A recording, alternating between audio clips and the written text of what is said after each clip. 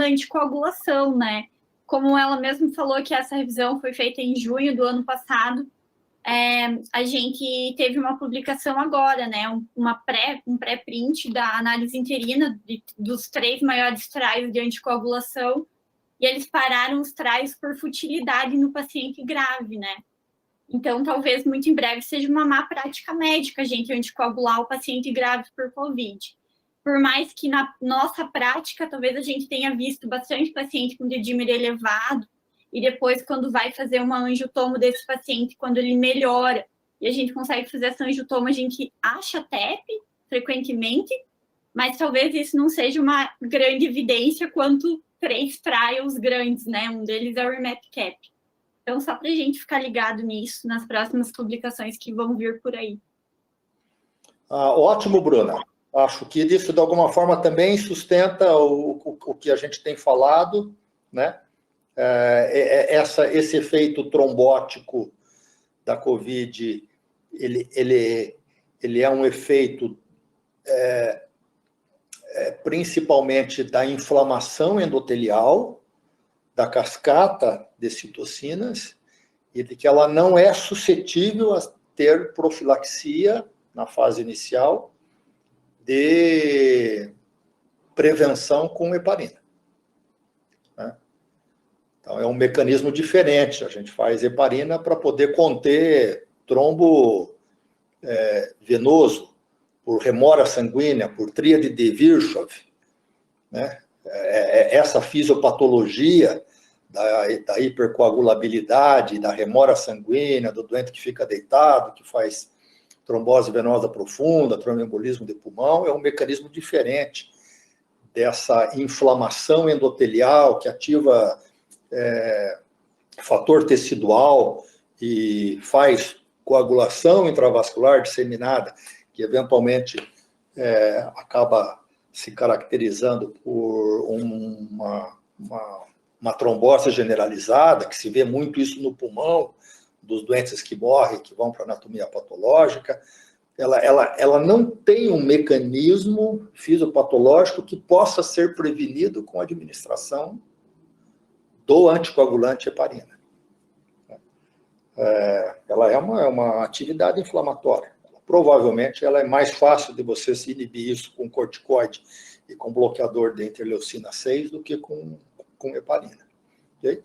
Eu não conheço esse pré-print e acho que você devia, se você puder, divulgue no CPET científico para eu dar uma olhada e eventualmente a gente monitora assim que ele for publicado, a gente traz para poder ser apresentado aqui na nossa reunião. Tá bom? Tá bom, já anoto. Ok. Andressa, estamos com você. Então, tá. Então, assim, depois da aula de ontem e da aula da Amanda, não sobrou muita coisa para falar. Então, ontem, depois da aula, tentei dar uma mudadinha na minha. Oi? Só é muito bom. Então, estamos com você. Ah, tá. Então, tá. Então, daí eu tentei dar uma mudadinha na aula para ver se a gente consegue discutir um pouquinho mais da fisiopatologia da Sara, né? Que eu acho que talvez tenha ficado um pouquinho superficial. Mas vamos ver, então. Então, esse estudo é uma meta-análise que vai avaliar o uso de corticoide precoce e por um período prolongado, considerando aqui prolongado mais que 2 dias, tá? Em pacientes com SARA. Então, esse artigo foi publicado no Journal of Intensive Care em dezembro do ano passado. Apesar de ser um artigo do ano passado, ele não vai enfocar nada sobre Covid, tá? Covid não é citado nesse artigo. Então,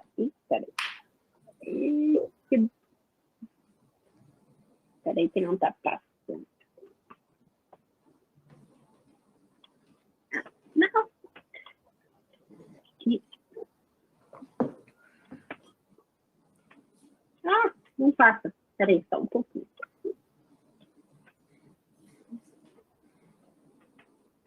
Ele vai para o fim, esse artigo. Tá. Agora deu. Então, o que é SARA? Então, SARA ocorre no pulmão uma alteração alveolar difusa, tá?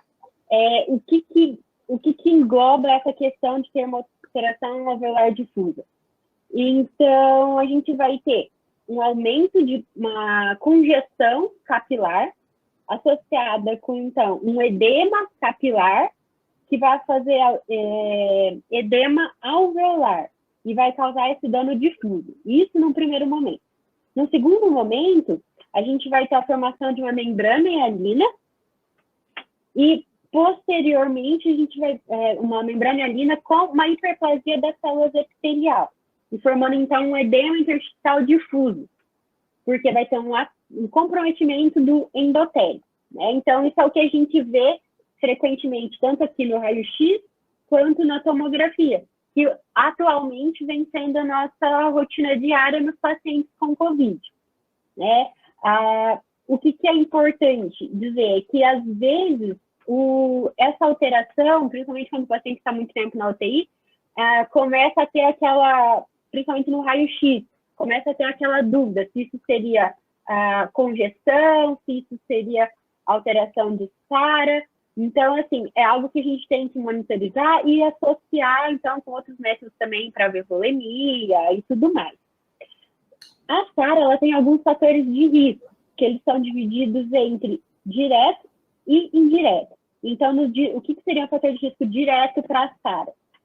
A própria pneumonia, uma broncoaspiração, uma contusão pulmonar e até a inalação de algumas substâncias.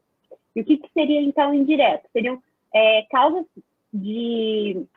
de uma exacerbação inflamatória sistêmica importante.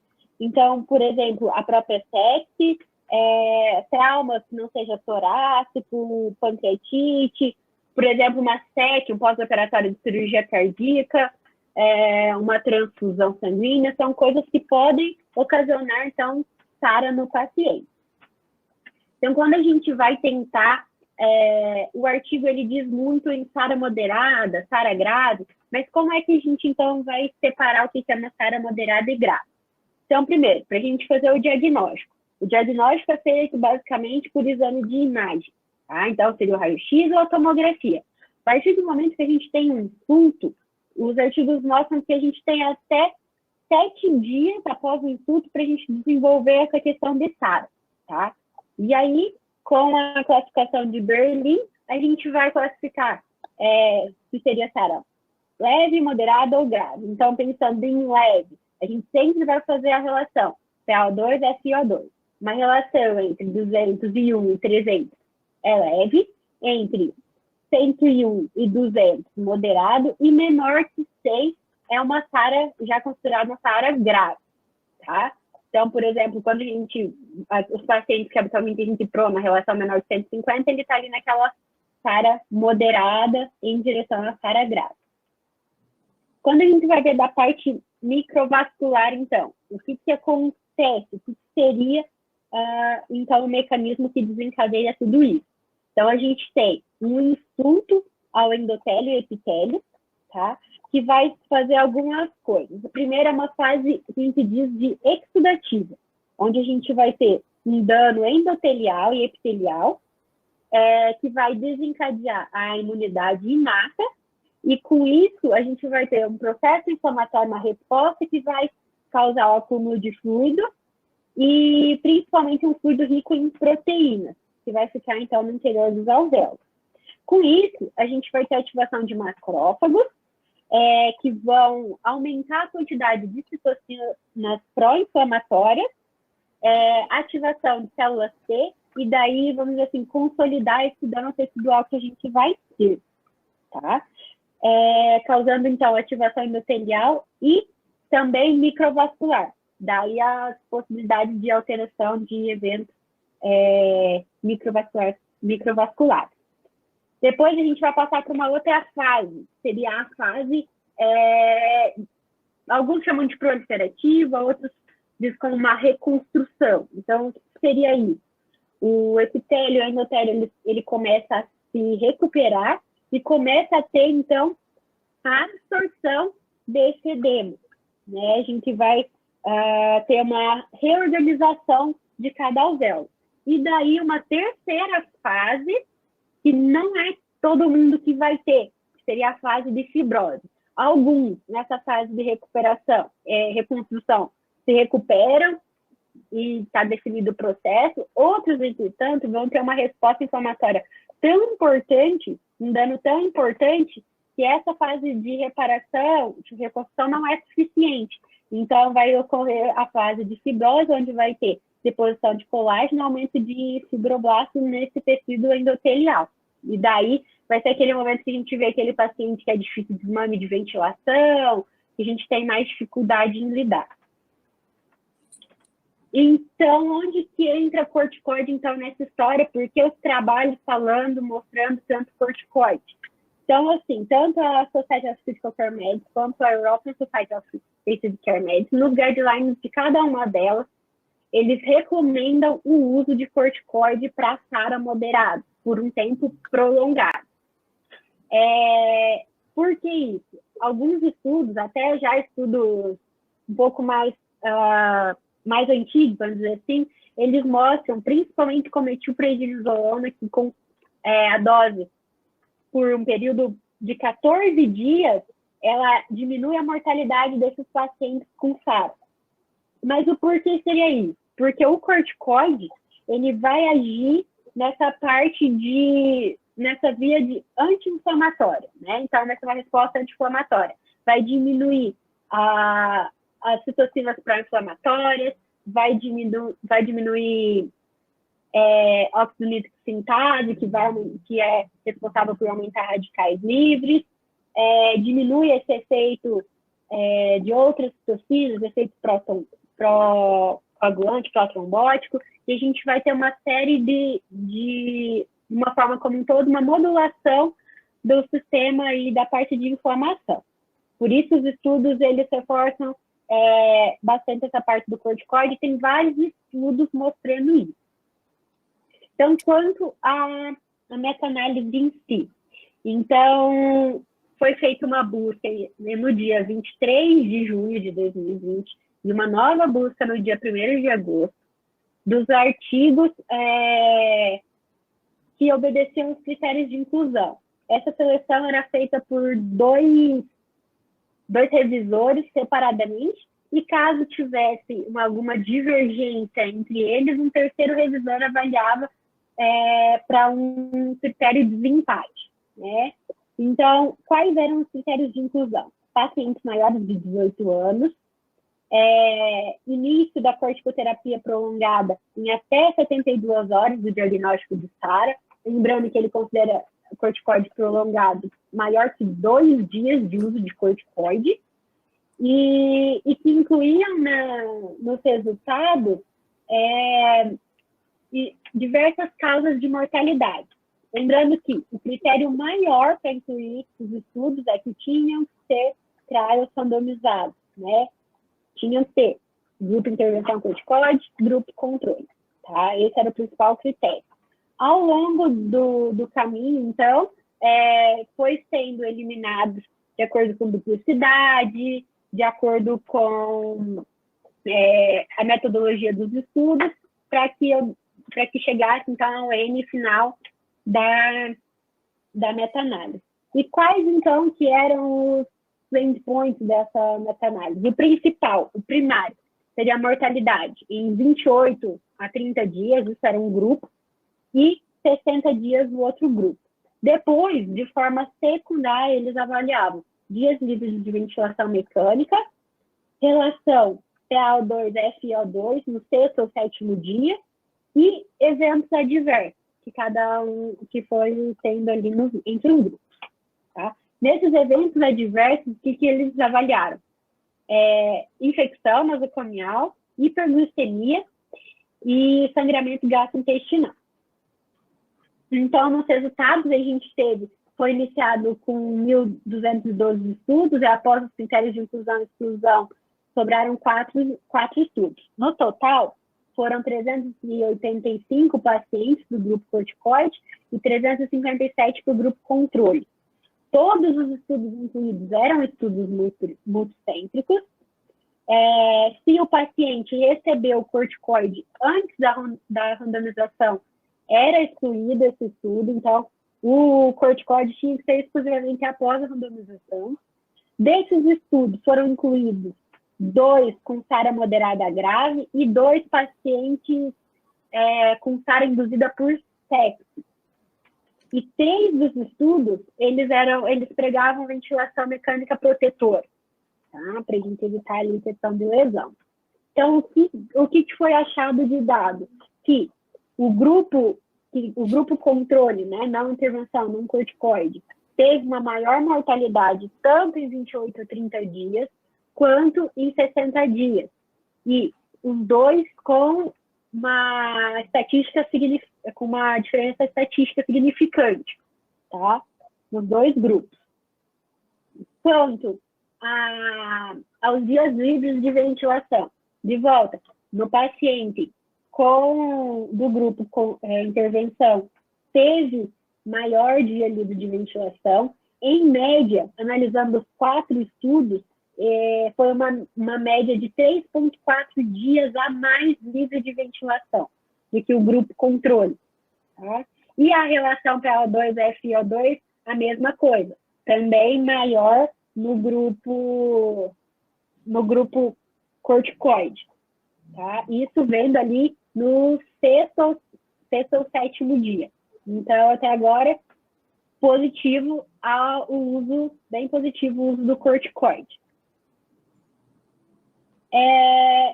Quanto à ocorrência de eventos adversos, não teve uma diferença importante em questão de infecção, não teve diferença importante em questão de sangramento gastrointestinal.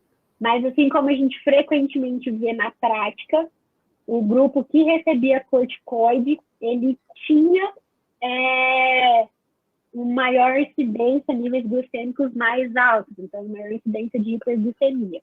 Quando a gente pensa, né, em hiperglicemia, procurando, eu achei um artigo bem legal, eu não pus ele aqui porque justamente ele é um artigo de revisão, mas fica aí a dica para quem quiser dar uma olhada, como a gente usa bastante corticoide, esse é um artigo legal porque ele faz uma revisão de manejo das principais complicações com o uso de corticoide, tanto o uso em altas doses, quanto o uso em baixas doses crônicos. Então, ele vai falar ali de insuficiência adrenal, de perda óssea, as possíveis complicações. Então, é um artigo que eu achei bem interessante.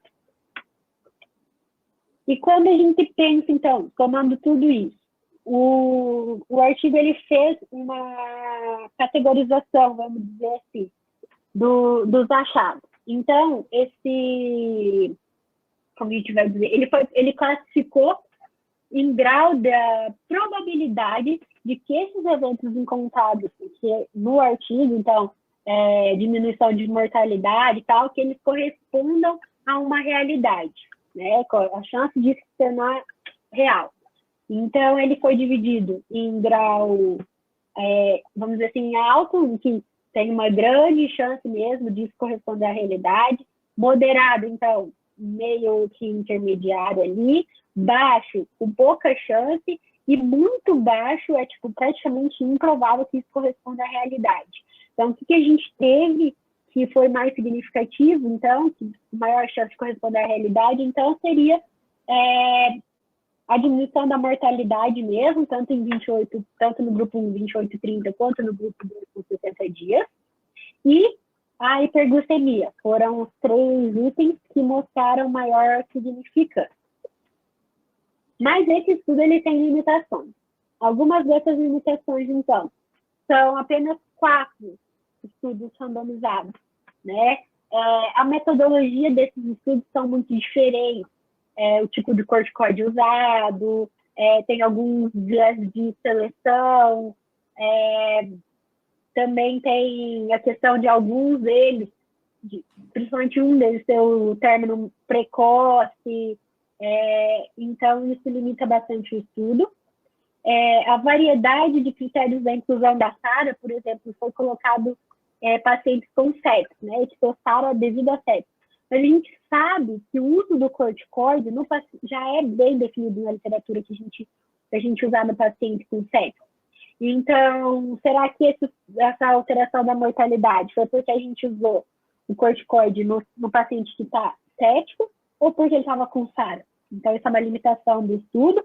E a amostra ainda era muito heterogênea, por mais que eles tentavam fazer vários critérios de exclusão, inclusão, ainda assim, mesmo com 4 artigos, eram bem variáveis, né, esses critérios de inclusão, né, a amostra. Então, com isso, o que a gente tem de conclusão do estudo? Que você iniciar corticoide com diagnóstico de SARA em até 72 horas, aumenta a sobrevida a curto prazo, né? E esse corticoide ali para um período mais prolongado. Mas o que é o período mais prolongado? Então, volta a questão da aula de ontem. A gente não sabe, né? Precisa de mais estudos para a gente saber o que seria, então, o tempo prolongado e qual seria o corticoide para a gente usar. Muitos estudos, quando pensam em pulmão, usam metilpred. Mas será que seria realmente metilpred o mais adequado para a gente usar? Então, isso ainda precisa de mais estudos para a gente poder ter essa resposta. Assim como a dose e assim como o tempo de uso. Então, ainda tem muito pela frente para avaliar desses estudos. Acho que era isso, doutor. Eu tentei não ser muito repetitiva de tudo que já tinha sido falado. Não, muito bem, Andressa. Acho que, de alguma forma, complementa um pedacinho do que a gente não discutiu ontem, mas eu acho que é um pedaço, se fala em corticoide na SARA, mais heterogêneo e ainda mais desconhecido do que o que a gente hoje sabe da SARA por Covid, né? Eu acho que aquilo que eu acho que é importante, aquilo que eu comentei ontem, rapidamente, na introdução, na hora de discutir com o Luciano. Eu, quando me formei em 1982, a gente fazia pulsoterapia para choque séptico e para SARA, né? A pulsoterapia era fazer 1 grama de metilprednisolona,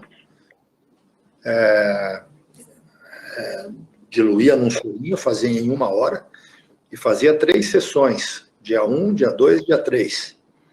A maior parte dos doentes não aguentava fazer o 3º dia, porque a maior parte dos doentes morriam no choque séptico. Era pulsoterapia, então, há 40 anos atrás. E as evidências eram só a ideia da cascata de citocinas. Mas, enfim, ao longo até o estudo do Jesus Vilar, até o DEXA, SARA, DEXA Arts, de 1 ano atrás, toda a tendência era não fazer corticoide para esses doentes. E se você pega essa tua meta-análise que você apresentou, e você vai tirando os estudos que são muito heterogêneos, fica com os estudos de melhor qualidade, não tem nenhum estudo que tenha o tamanho do estudo do Recovery, né? E eles têm o dobro só do número de doentes do Codex. Então, ao longo de 40 anos, se estudou muito mal esses doentes, com doses diferentes de corticoide, com tempos diferentes de introdução do corticoide para o doente com SARA. A ideia de você poder fazer uma plataforma, a gente vai ter uma plataforma no futuro, viu? Se vocês derem tempo, se o CPET ficar vivo até lá, o nosso banco de dados tem um grande potencial de poder se transformar numa plataforma de estudos e a gente poder randomizar pelo nosso banco de dados, né? O nosso banco de dados está mais ou menos na metade, a reformulação do nosso banco de dados. É possível que, sim, otimisticamente, a gente comece em maio com um novo banco de dados baseado em web, e mais fácil de ser preenchido e também mais fácil da gente poder fazer estudo pelo novo banco de dados. Mas, enfim, O que se conseguiu com o Recover foi fantástico. De março até final de maio, 3 meses e meio, eles randomizaram 6 mil doentes. Então, já é uma quantidade de conhecimento muito grande. Eu acho que esse é um terreno mais pantanoso, esse da SARA sem Covid, né? É muito baseado no estudo do Jesus Vilar. Esse pessoal, o Jesus Vilar, o Meduri, esse pessoal está tentando arrumar corticoide na SARA faz 30 anos, né? Eu fui sem querer, mas só para poder mostrar um pouquinho, eu fui em 28 congressos americanos in a row, né? Seguidos. Então, eu vejo esse pessoal falar da mesma coisa faz 28 anos. E, de repente, agora o Jesus Vilar arrumou um estudo positivo.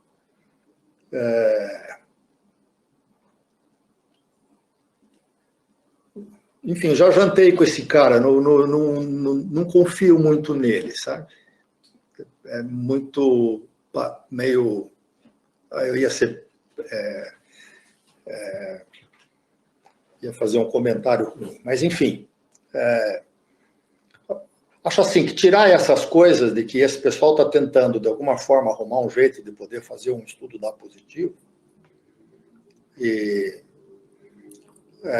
eu diria que hoje, se a gente olhar para o estudo do Vilar e acreditar nele, a melhor informação que a gente tem hoje disponível, eu diria que vocês devem, sem muita esperança de que isso seja realmente verdadeiro, mas pelo menos com alguma sustentação, fazer corticoide numa fase aguda de um doente com SARA não viral. Provavelmente, em que dose? Hidrocortisona, metilprednisolona, prednisona? Não sei, eu fui reumatologista durante uma época, eu acho que corticoide é tudo igual. Né?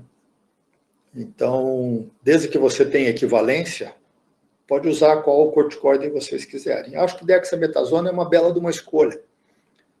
A dexametasona, feita uma vez por dia, ela tem uma vida média de mais de 20 horas. E ela tem um efeito prolongado. Usar 20 miligramas de dexametasona na fase aguda significa fazer 130, mais ou menos, 140 miligramas de prednisona, que dá 2 miligramas por quilo de peso de prednisona. 2 miligramas de quilo de peso de prednisona é o tratamento que você faz hoje para uma cerebrite lúpica grave, para uma nefrite lúpica grave, né? 10 miligramas de dexametasona é 1 miligrama por quilo de peso de prednisona, equivalente. É o que se faz para nefrite lúpica grave. Né? 6 miligramas é 40 miligramas de prednisona. Talvez na fase aguda, 10 miligramas. Ou segue o que o estudo do Jesus Vilar fez, que foi fazer 20 durante 5 dias e depois 10. Mas fiquem sabendo que a base clínica, a base científica desses estudos é muito heterogênea, para poder dizer que isso realmente está definido como sendo a verdade, o estado da arte no tratamento da SARA. Doutor? Oi. Particularmente, eu sou fã do corticoide na minha experiência em enfermaria. Né? Enfermaria, a gente tem... Oi? A Quem que tá? gente tenta... A Larissa. Oi, Larissa. Na enfermaria, a gente tenta controlar a atividade da doença. Uhum. Não necessariamente a mortalidade. Isso com a redução da mortalidade como seria uma consequência do controle da doença, né? Mas se a gente pensar que no DPLC exacerbado a gente usa 40 miligramas de PRED, né? No controle da atividade da doença inflamatória intestinal a gente usa 60 miligramas por dia, de PRED também, em Crohn, retocolite ulcerativa, daqueles pacientes que internam pela doença exacerbada, né? A doença arterite também vai usar prednisona para controle de dor.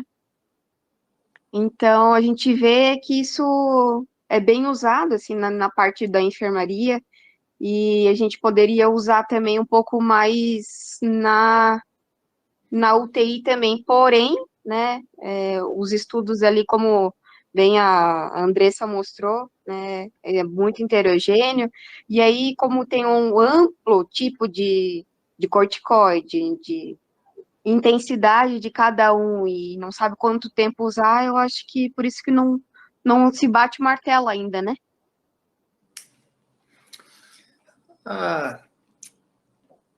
Então, legal que você traga essa experiência de beira de leito com outras doenças inflamatórias. Mas, fisiopatologicamente, Larissa,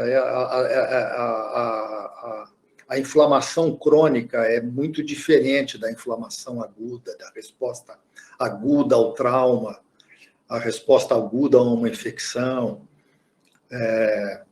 Então, a gente trazer a experiência do que a gente tem com doença de Crohn, com artrite reumatoide, com lúpus, no qual o corticoide realmente faz uma diferença importante, aquela explosão daquela cascata inflamatória que a gente tem na fase aguda, seja por trauma, seja por infecção, a gente precisa lembrar de que, na grande maioria das vezes, ela é benéfica.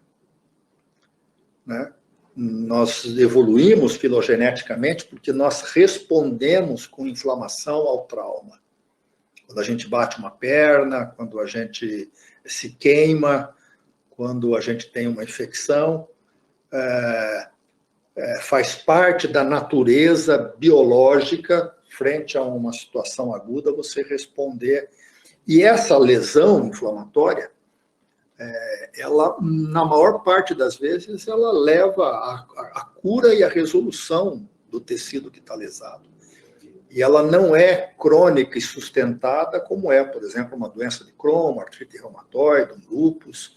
É uma atividade inflamatória bem diferente, que tem uma resposta inata rápida, que dura 2 ou 3 dias, e que tem uma fase crônica que, muitas vezes, ela é necessária para poder repor o tecido que está lesado. E o corticoide, se você for ver a atividade do corticoide numa doença inflamatória grave, como, por exemplo, um surto agudo de retocolite ulcerativo, ou um surto agudo de nefrite lúpica, você faz uma pulsoterapia e você vai ver uma melhora clínica 10, 15, 20 dias depois. A atividade do corticoide, ela precisa de um tempo para poder se fazer e fazer efeito, quando você traz essa experiência da doença aguda.